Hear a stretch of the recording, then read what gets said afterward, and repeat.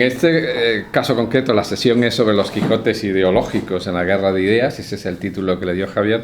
Y yo voy a hablar de esta novela, que la tengo aquí en una edición moderna, The Spiritual Quixote, del año 1773, de Richard Graves. Tengo muchas diapositivas, pero intentaré ir muy rápido porque hay algunas cosas de las que ya hemos hablado y algunas otras las apuntaré y quizá luego en el debate haya ocasión de hablar de ellas. Esos son unos datos sobre la novela. Tuvo un enorme éxito. Aquí las ediciones en vida del autor. El autor es un autor muy longevo, como podéis ver, vivió casi 90 años, ¿no? Nació en 1715 y murió en 1804, o sea que es 89 años. Y sin embargo es un autor maduro, o sea, no escribe de joven, sino cuando ya tiene una edad bastante avanzada.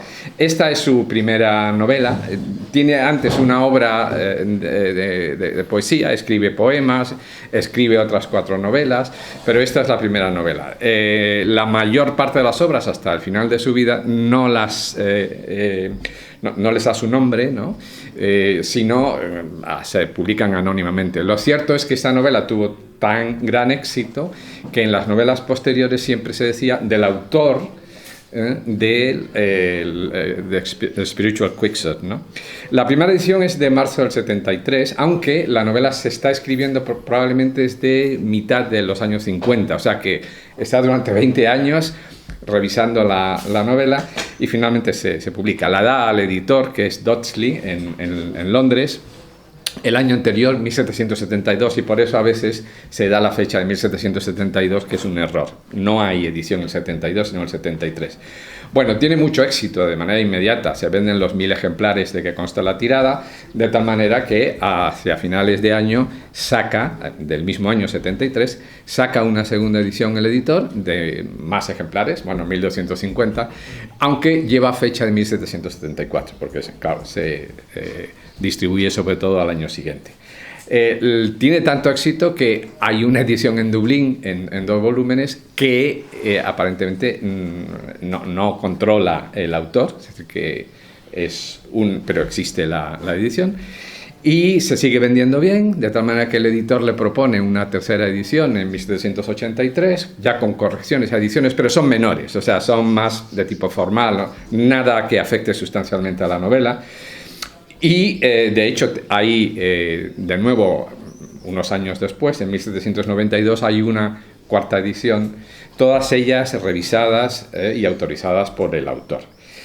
En el año 1773, como dije, me parece ayer, pues hay ya, en el mismo año de su publicación, una traducción al alemán bastante fiel. Hay algún reajuste de los capítulos que se condensan a veces. Como vais a ver ahora, los capítulos son generalmente muy breves, de 2 páginas, 3 páginas. Entonces el traductor alemán las condensa a veces 2 o 3 capítulos en uno solo. Pero aparte de eso, no hay cambios sustanciales, de tal manera que es muy respetuoso.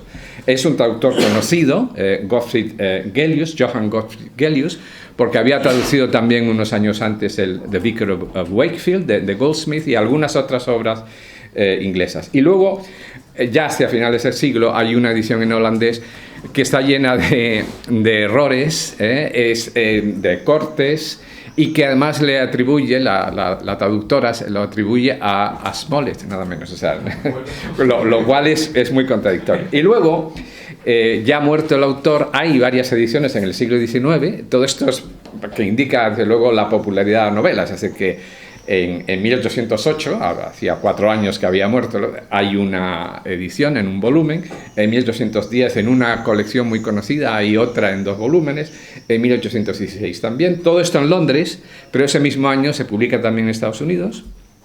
Bueno, lo que indica el éxito de la novela a ambos lados del Atlántico en los primeros años del siglo XIX. Hay incluso una recreación muy curiosa, que se titula The Spiritual Quixote.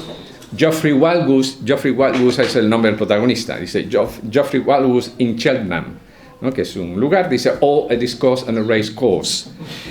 Ese año de 1827, yo he podido manejar la 4ª edición en ese mismo año. Es un panfletito, son 24 páginas, hay como unas 15 páginas de epístolas, o sea, escrito en prosa, y luego hay un poema de 300 versos, ¿no? Y es una recreación paródica y, bueno, muy humorística sobre las carreras de caballos en Chernan, que estaba empezando a ser un lugar popular ahí. Y ya tenemos que esperar, en todo el resto del siglo XIX no hay más ediciones, parece que se olvidó, hasta que a principios del siglo XX se recupera a través de una serie de ensayos que se publican, en realidad 2 ensayos, o sea, un par es eso, 2 y no hay más, que bueno, provoca el hecho de que se reedite. Y en 1826 hay una buena edición en Londres con una introducción, bueno, sustancial, pero no tiene notas, o sea, es una edición fiable, pero sin notas. Y la buena edición es esta, o sea, esta es de 1967, es de Oxford University Press, de la colección de novelas, ¿no?, de Oxford University Press, y es de un investigador, Clarence Tracy, la edita, toma la primera edición y hace anotaciones viendo la segunda y la tercera, porque la cuarta no tiene diferencias con respecto a la tercera. La que más diferencias tiene es la tercera, pero ya digo que son diferencias a veces de ortografía y cosas así, o sea, no tiene mayor trascendencia.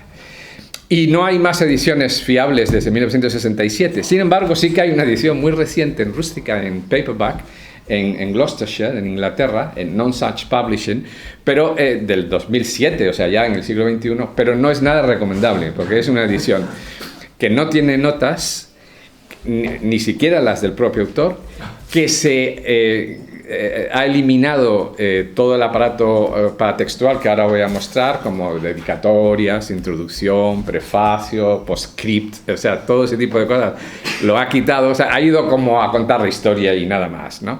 Así como las citas de autores, que son a veces reveladoras, ¿no? Bueno, esta es un poco la situación de la novela.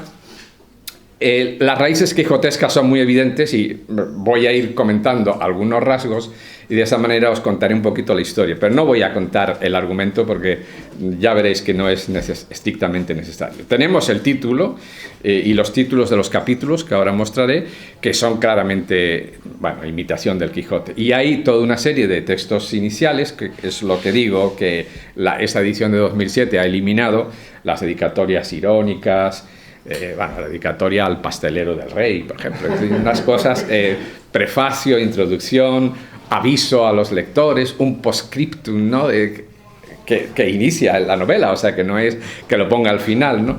Y que va dirigido a los críticos y no solo a los lectores. Bueno, aquí veis la portada de la edición y si veis el título completo, ¿no?, que es El Quijote Espiritual o La excursión veraniega del señor Geoffrey Wallace, un romance o novela cómica, ¿no? Y sobre eso tendríamos mucho que hablar, pero luego seguramente surgirá. Esta es la edición, este es el índice, y aquí, pues, como veis, antes del volumen 1, se publica en 3 volúmenes y está estructurado en 12 libros, como un poema épico. Y dentro de cada libro pues hay del orden de 10 a 12, 14 capítulos. Y si veis la paginación, veis que los capítulos son muy breves. El primero empieza en la página 13, siguiente en la 15, el siguiente en la 16, 18, 20, 21. O sea, no son capítulos largos. No se acusa aquí lo que estamos viendo en otras novelas, ¿no? En absoluto, no. No es una novela aburrida, no es prolija, es cómica. Bueno. Y la parte esta paratextual inicial es muy interesante. Hay una dedicatoria de la segunda edición y luego hay una dedicatoria del autor, 4 líneas más abajo. Son cosas distintas porque hay 2 figuras que son las del editor, que es el que hace la dedicatoria de la segunda edición, y hay otra dedicatoria del autor. Esta del autor se la dirige al pastelero del rey. Y mientras que la dedicatoria del editor es a un amigo, a un conocido, joven, que, vamos, biográficamente sabemos que existió, que es una persona real y tal. Pero el pastelero del rey es una broma, claro. Y hay una anécdota en forma de prefacio, que es donde el editor cuenta cómo encontró el manuscrito, que estaba, pues eso, en una cartera, en una maletita, que la había dejado en un lugar, una especie de pensión donde había vivido el autor. Se había escapado sin pagar y había dejado como recompensa su manuscrito. la descripción que le hace el propietario de la pensión al editor de cómo era el inquilino que se escapó sin pagar y que era el supuesto autor de esto, coincide con aparentemente lo que debió ser Richard Graves. Richard Graves es un clérigo rural, es decir, un clérigo de la iglesia anglicana que tiene su parroquia en el campo, y la descripción física que hace, bueno, coincide vagamente con el autor. Es decir, que ese autor supuesto del que el editor está publicando el manuscrito es el autor real, aparentemente. Bueno, quiero decir, todos estos juegos yo creo que os dicen mucho a todos, porque es evidente, por eso digo que estas son las raíces quijotescas, ¿no? Y luego, además tenemos, bueno, esto ya en el libro segundo, el libro tercero, pues toda una historia, todo un conjunto de anécdotas, ¿no? Y es como el personaje principal, Wild Goose, que es un joven, ahora hablaré de él, se junta con el zapatero del pueblo, un zapatero remendón, que es la figura de Sancho y que le acompaña en salir a los campos y de una ciudad en otra predicando. Ahora hablaré de qué es lo que predica. Y este es el recorrido típico, ¿no?, que encontramos en El Quijote y en otras muchas novelas, o sea que recorriendo caminos, parándose en posadas, lugares identificables históricamente, es decir, lugares, pues, el nombre de la posada, el nombre del pueblo, a veces el nombre de personajes históricos que existieron, todo esto va apareciendo en la novela, obviamente con otros seres de ficción. Y hay también una serie de historias, ¿no?, intercaladas o interpoladas, donde uno de los personajes de la novela cuenta su propia historia. Es el caso, pues no lo he puesto aquí, de la señorita Townsend, que es la Dulcinea, o sea, es la amada del personaje, ¿no? Bueno, no voy a contar mucho más ahora, pero y luego hay otra serie de personajes que cuentan sus propias historias. O sea, todo esto es absolutamente familiar y no ahondaré en ello, ¿no? Otros rasgos, pues la estructura episódica, que se deriva de lo que acabo de comentar, los caminos, los viajes, etcétera, las historias interpoladas, acabo de mencionar la de la señorita Townsend en el libro tercero, la del señor Rivers del libro sexto, que es otro clérigo, es una historia exactamente la del propio autor. Eso lo sabemos por constancia, vamos, de datos biográficos que tenemos, ¿no? No lo dice el autor, ¿no? Bueno. Y todas ellas tienen obviamente implicaciones con la trama, como ocurre en El Quijote también, ¿no? Y luego, pues, ¿qué pasa? Tenemos la obsesión, que conduce a una enajenación. Llamarlo locura es quizá excesivo, pero sí que es una enajenación mental que le produce al personaje principal, a este joven, porque como diré ahora es un joven de 25 años, el leer libros religiosos, especialmente los sermones y los diarios de los metodistas, en concreto de John Wesley y de William Whitefield, ¿no?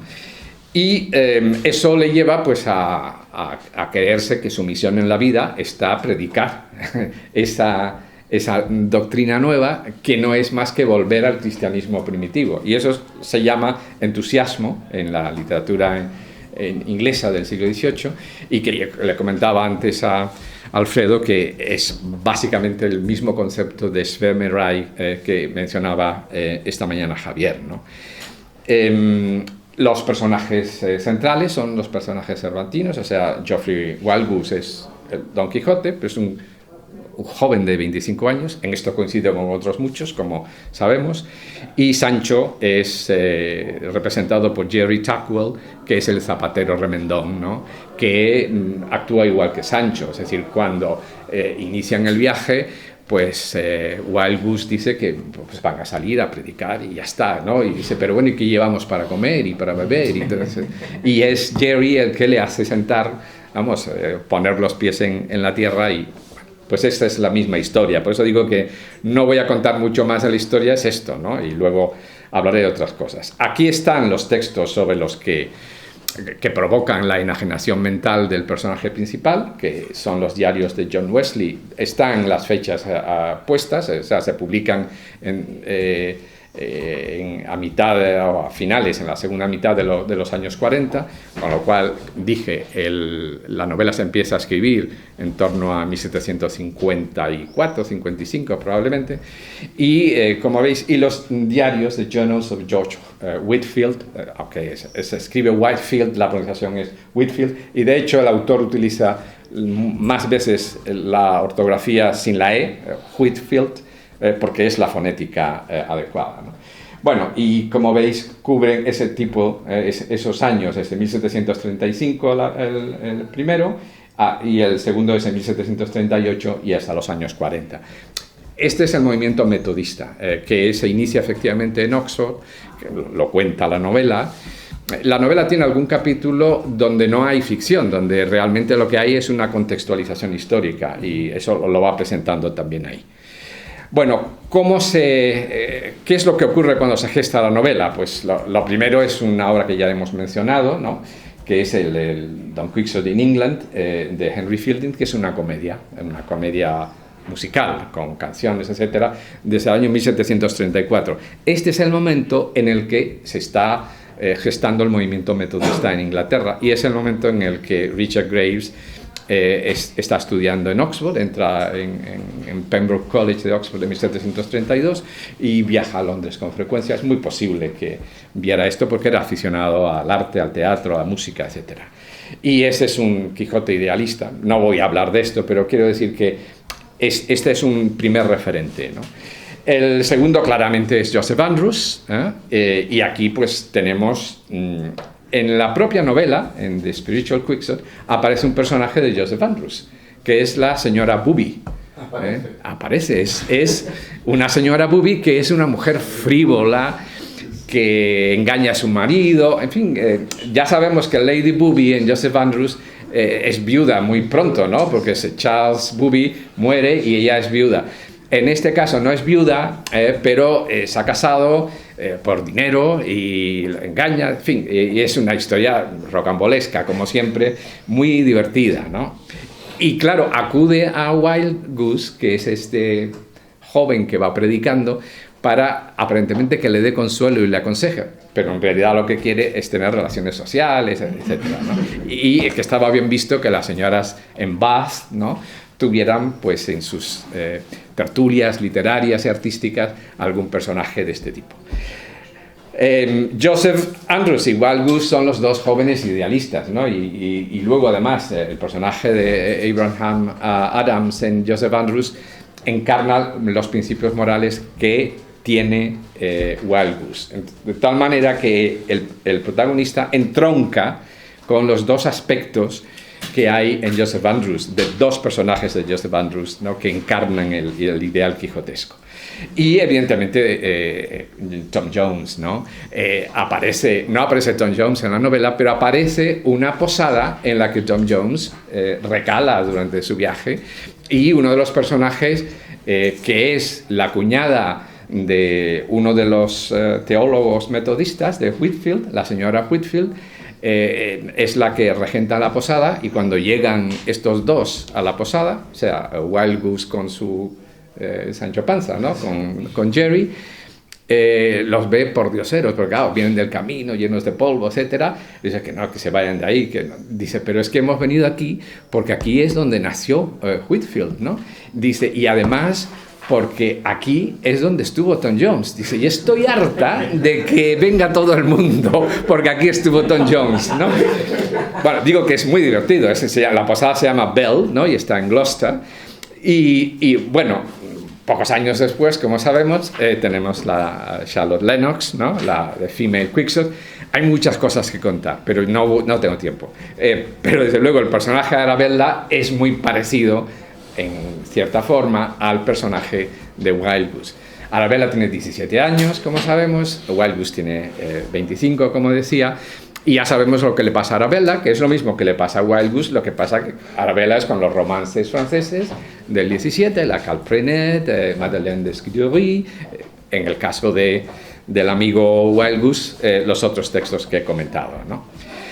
Bueno, y este es un dato muy interesante, porque hay un texto que originalmente es en francés, tengo el título en francés, que se publica en La Haya en 1736, de Pierre Quesnel, y que se traduce al inglés en 1754 y una nueva edición en 1755, y que se titula The Spiritual Quixote o The Entertaining History of Ignatius Loyola, founder of the Order of the Jesuits. Es decir, en esta obra me he ido a la edición francesa de 1736 y he visto lo que dice, y solo os leo 3 líneas, porque en el inicio del texto francés se dice que el autor explica la idea que tuvo para escribir esta historia de San Ignacio de Loyola. Todos sabemos que la Compañía de Jesús era muy impopular, especialmente en Inglaterra, ¿no? Asociada al papismo, etcétera, ¿no? Por eso la novela se traduce al inglés y tiene... Perdón, la novela es una historia, no es una novela. Es una historia, una biografía de San Ignacio. Y tiene mucho éxito. Y dice que ha visto entre las santas extravagancias de su héroe, que es San Ignacio, paralelismos con las de su ilustre compatriota Don Quijote. Dice, asimismo famoso en la caballería errante o caballería andante espiritual. Quesnel además dice que los dos coinciden en ser, y cito, visionario, ambicioso, osado, habilidoso, insinuante, activo e infatigable. Es literal del texto francés. Encontramos, por tanto, que en el año 1755 es cuando está empezando a escribir la novela Graves, y utiliza ese título. No puede ser de otra manera. Ese es el título con que se traduce al inglés, aunque no se usa en francés. En ese mismo año se traduce por parte de Smollett el Quijote. No comentaré nada de esto, es otro tema, pero son hitos en la cronología, ¿no? Y luego en 1760, que antes esta mañana se mencionaba también, pues las aventuras de Launcelot Greaves de Smollett, que es su novela más quijotesca, ¿no? Aunque evidentemente la de 1771, Humphrey Clinker, tiene más relevancia con respecto a este texto, porque el personaje de Humphrey Clinker, aunque no es un personaje central, es el personaje que le da título a la novela, y es un personaje paralelo a Wild Goose, porque es un joven, también metodista, y que también va predicando.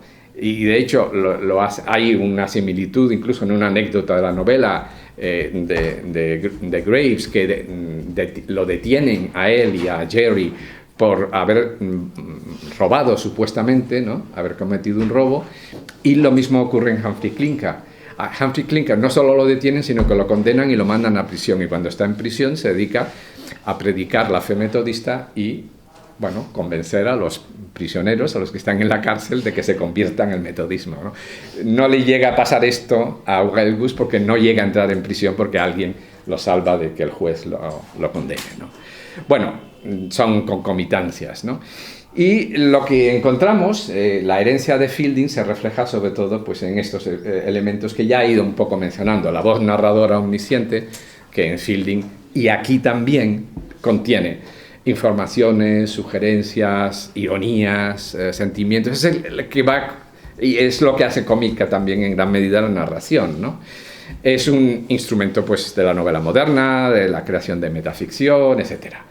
Están también en la propia novela de Spiritual Quixote, como tenéis aquí en el capítulo 4 del libro segundo, es una errata, lo del libro primero es el libro segundo, hay un capítulo que se llama Ensayo sobre el Quijotismo, donde desarrolla en apenas un par de páginas sus ideas sobre el quijotismo. Interesante, porque ve dos aspectos, ¿no?, del quijotismo, ¿no? Uno, el aspecto de idealismo, y por otro, el aspecto de la burlesco, ¿no?, de la novela, los dos. La figura del editor, que antes mencioné, lo del prefacio, y la estructura episódica, viajes, etcétera, ¿no?, los aspectos que ya he comentado anteriormente. Hay obviamente también sátira, ¿no? No solamente estos elementos paródicos, sino también satíricos, ¿no? Los dos líderes del metodismo, Wesley y Whitefield, son satirizados inicialmente a través de la parodia de lo que escriben, porque aparecen fragmentos de sus diarios, de sus discursos, etcétera, en el propio texto, que son los que inspiran a Wild Goose para perpetrar sus hazañas, por decirlo así, ¿no? Aparece además el propio personaje histórico, ¿no? Whitfield aparece en la novela y aparece porque el personaje de Wild Goose, el protagonista, va a visitarlo para, en fin, hablar con él, que lo ilumine, que le ayude a planificar su vida, etcétera, ¿no? Y es una decepción enorme porque Whitfield, que debería ser un santo varón, pues aparece en casa cuando lo va a visitar, vestido con una bata de seda, tomándose un chocolate, en fin, dado a los placeres de la gula y la bebida, ¿no? Entonces, claro, eso no coincide en absoluto con los valores cristianos que personifica que representa el metodismo. Hay también un elemento interesante sobre las mujeres, porque el metodismo utiliza un lenguaje, o los metodistas de la novela, pero también de la realidad, que implicaba una cierta atracción sexual, porque hablaban de en momentos de éxtasis, de un nuevo nacimiento, en fin, una serie de términos que excita las pasiones de las mujeres y convierten al pastor metodista en su Don Juan, ¿no? Entonces el propio Wild Goose sufre eso y por eso la señora Booby lo está persiguiendo, que es de nuevo la repetición de Joseph Andrews, ¿no? Y hay también clasismo, y este es uno de los elementos que vincula... que estoy ya muy cerca del tiempo. No, voy a tener que recortar mucho. Bueno, un poquito más. Ya, pero que vincula la novela con el aspecto conservador del autor, ¿no? Es decir, el autor, Richard Graves, conoce a Whitfield cuando ambos están en el College Pembroke de Oxford, estudian al mismo tiempo, entran en el mismo año, en 1732, y están los 4 años para hacer sus estudios. Pero Whitfield es un servitor, que es como llaman en Oxford a los colegiales a los que se les admite en el college sin pagar, a cambio de que sean los criados de los colegiales que sí pagan. Es decir, que les ayudan a hacer las tareas domésticas, a limpiar su habitación o a comprar, etcétera, todo ese tipo de cosas. Entonces, es claramente Graves, el autor de la novela, es claramente contrario a Whitfield, porque Richard Graves es el hijo de un hacendado, tiene una educación exquisita, luego cuando es clérigo, es un clérigo anglicano bien establecido, en un lugar muy cercano a Bath, participa de las tertulias literarias y artísticas en Bath, se relaciona con Monash, etcétera, con todos esos personajes del mundo artístico, ¿no?, de Bath.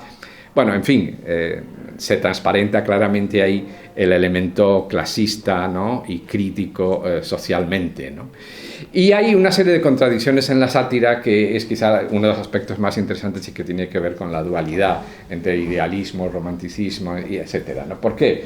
Porque obviamente sí que hay una ridiculización, ¿no?, del entusiasmo, porque algunas de las cosas que os he comentado ya os han hecho reír, ¿no? Leyendo la novela os reiréis mucho porque va de esto, ¿no? Son tan entusiastas los metodistas que no pueden producir más que la hilaridad, ¿no? Pero al mismo tiempo, y Whitfield obviamente es objeto de sátira, ¿no? Por lo que Wild Goose no es propiamente el objeto de la sátira, sino un instrumento. Es muy interesante porque el objeto de la sátira es Whitfield y ese tipo de metodismo más radical, ¿no? Sin embargo, Wesley es un metodista más tradicional, que lo que quiere es reformar la Iglesia anglicana sobre la base del cristianismo primitivo, y ese no es objeto de sátira en la novela. Por eso, cuando se habla de que la novela es una sátira del metodismo, hay que distinguir. Y evidentemente, Wild Goose es también un héroe romántico, y de hecho el aspecto de amor y de la historia romántica y tal con la señorita Townsend lo pone en evidencia, como pone en evidencia otras muchas anécdotas que ocurren a lo largo de la novela que lo convierten en un héroe, ¿eh? A veces es ligeramente antihéroe, pero yo creo que es más héroe que antihéroe a lo largo de toda la narración, ¿no? Y defiende el anglicanismo establecido, ¿no? Bueno, aquí comento esa juxtaposición de dos aspectos en Wild Goose, y hablo de que la recepción de la novela, cuando se publica, es cierto que algunos mencionaban el aspecto satírico, pero otros mencionaban mucho, y de hecho en el siglo XIX y luego en el XX se reivindica mucho ese aspecto de novela, como novela cómica, le roman comique, o comic romance en inglés, o en alemán el comischer roman comisch, porque lo que encontramos es que se ha visto como entretenimiento placentero, se describe un paisaje rural, un mundo vivaz, feliz, donde todo es de color de rosa, como una Arcadia, ¿verdad?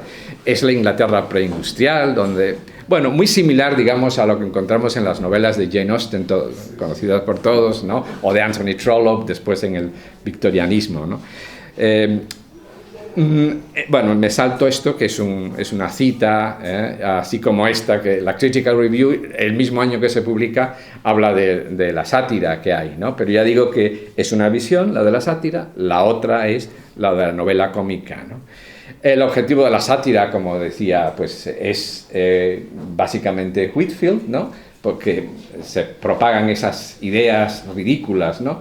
Es que Whitfield decía que para salvarse bastaba con la fe y la predestinación, porque claro, es de origen calvinista, ¿no? Dice, y que eso de que los anglicanos prediquen que hay que hacer buenas acciones es una tontería, que hagamos lo que hagamos, lo que hay que hacer es un nuevo renacer. Claro, eso llevado a extremos, pues produce hilaridad, ¿no? Y es el objeto de la sátira, ¿no? Y aquí tenemos que Wild Goose en parte es un antihéroe, como decía antes, es un héroe, pero en parte es un antihéroe, y los elementos, muchos personajes secundarios, que muchos de ellos son clérigos anglicanos, no todos, pero muchos, el Dr. Greville, Mr. Powell, por ejemplo, Mr. Whiskin, los otros no, bueno, Mr. Rivers también, son todos clérigos anglicanos, son los que le ayudan a ver a Wild Goose lo equivocado que está siguiendo a los metodistas, ¿no?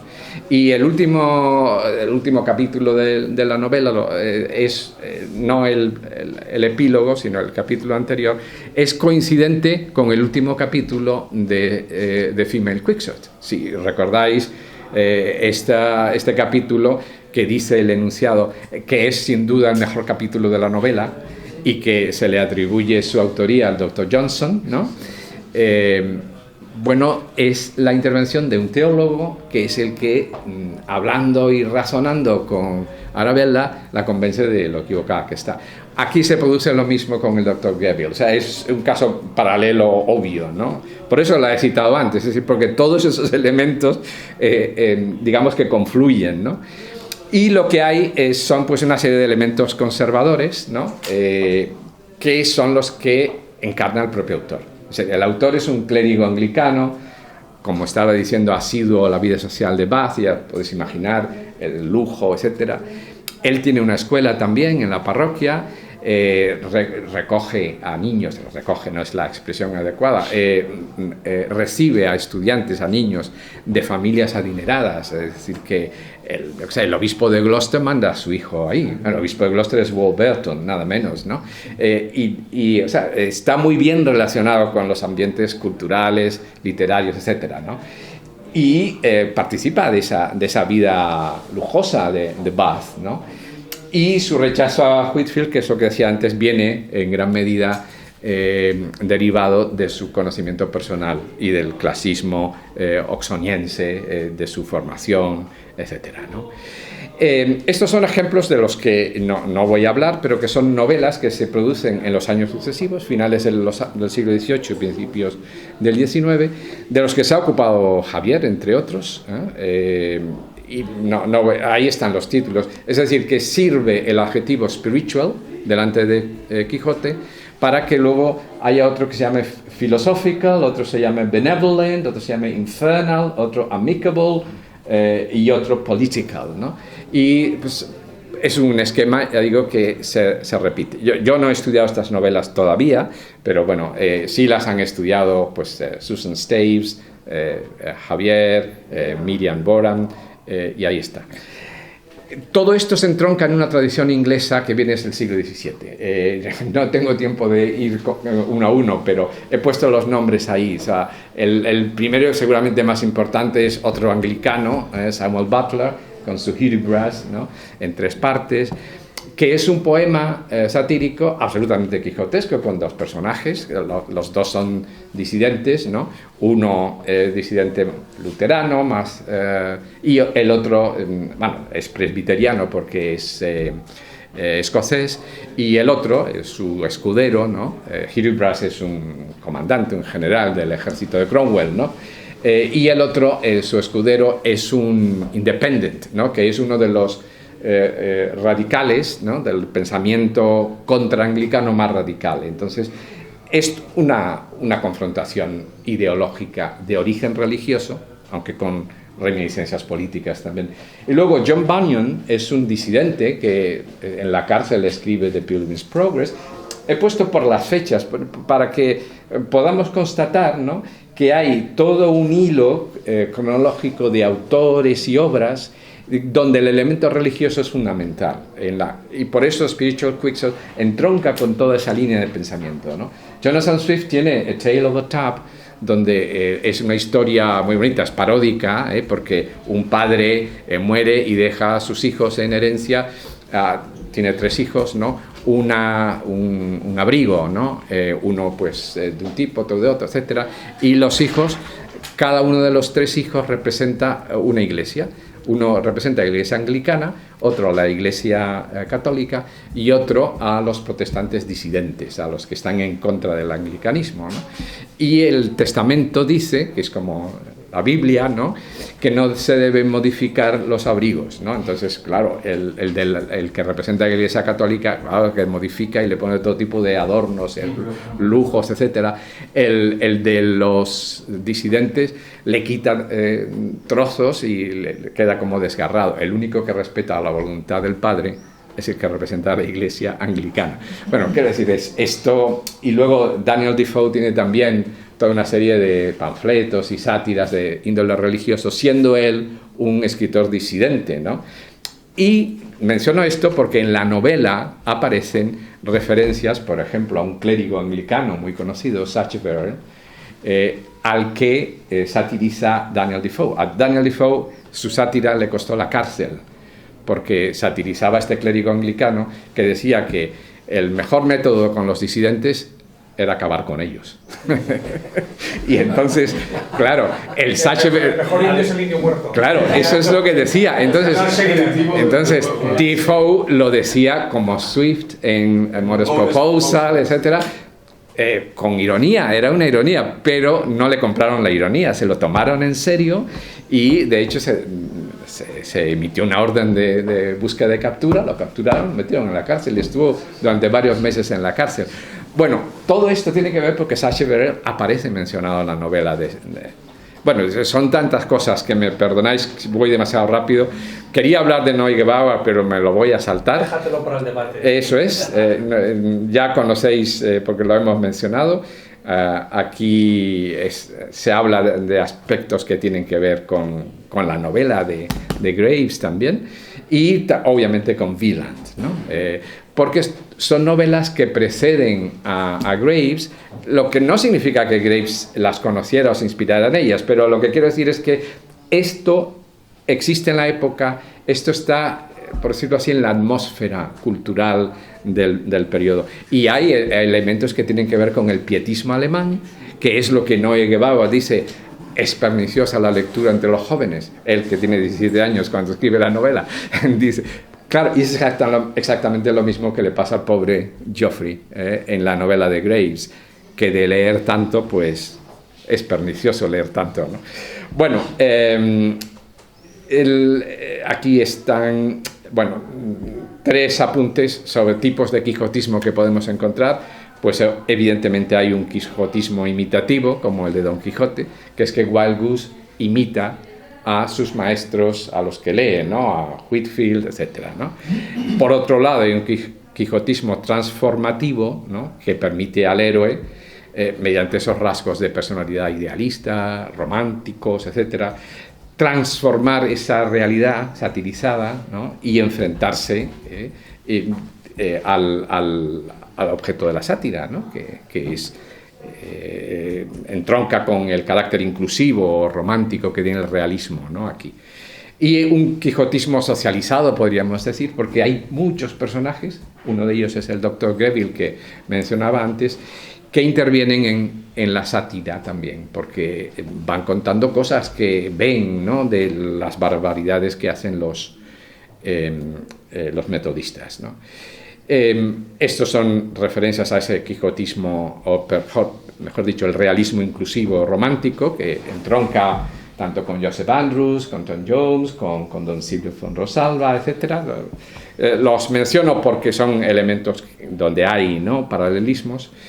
Y finalmente, y esta es la última diapositiva, he enunciado varios de los elementos metafictivos, metaficcionales, que son riquísimos en la novela. Antes mencionaba los aspectos paratextuales, pero bueno, las figuras del editor, del autor, todos estos, ¿no?, los personajes reales, históricos, los personajes ficticios, cómo se entrelazan unos y otros, ¿no? Todo eso está en Cervantes, ya lo sabemos, está ahí mencionado Benengeli, porque claro, es el autor, ¿no?, editor, en parte, ya hablábamos ayer de este tema, y evidentemente en Fielding, ¿no?, porque Fielding hace todo el juego con los narradores omniscientes y todo esto. Y siento haberme pasado el tiempo, Javier, con esto ya está. Nada, gracias.